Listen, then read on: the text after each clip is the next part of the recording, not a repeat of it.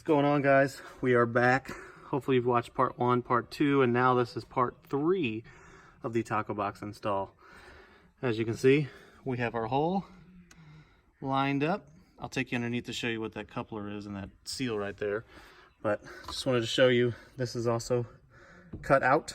Doesn't look the greatest, I'll clean it up. But this is basically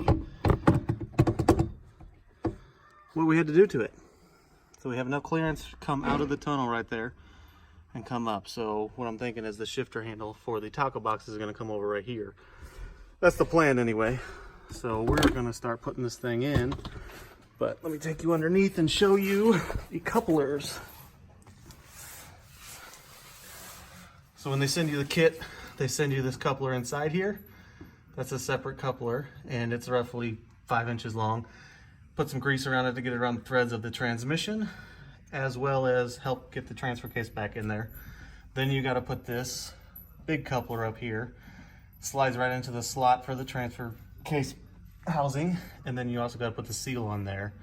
So what we're working on right now is getting the TacoBox bolted up to this, hooking up the vacuum lines and everything else. So we'll be back in a few. We are back. And we have it back together.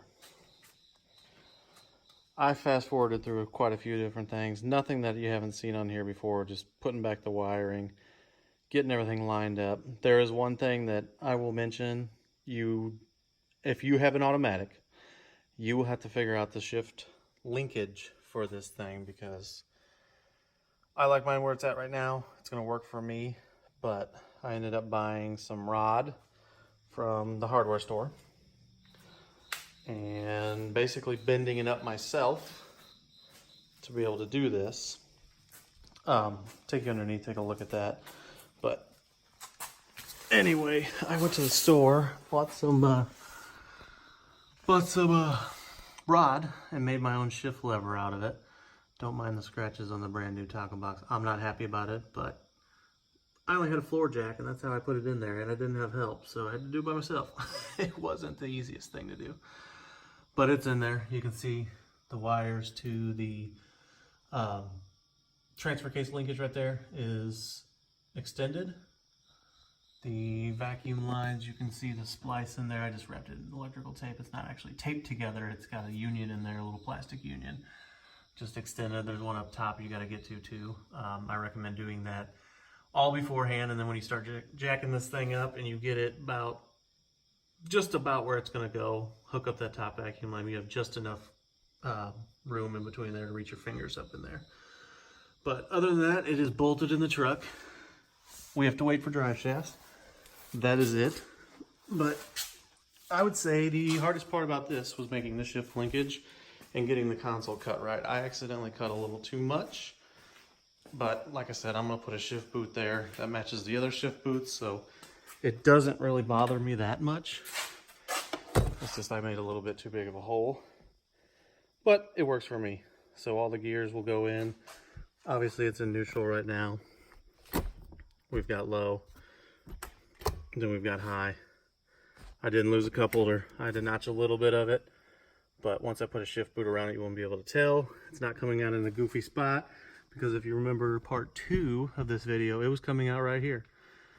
So this shift linkage actually goes down, curves, and then back down again. I don't know if the camera will pick that up. Yeah, you can kind of see where it's coming in at right there. So that is it. It is installed. The only thing I got to do is get some drive shafts, like I said. We'll put this thing back together and get it on the road and get it off-road as well. So it's pretty simple, straightforward. You got some fab skills. You can make up your own shift lever like I did.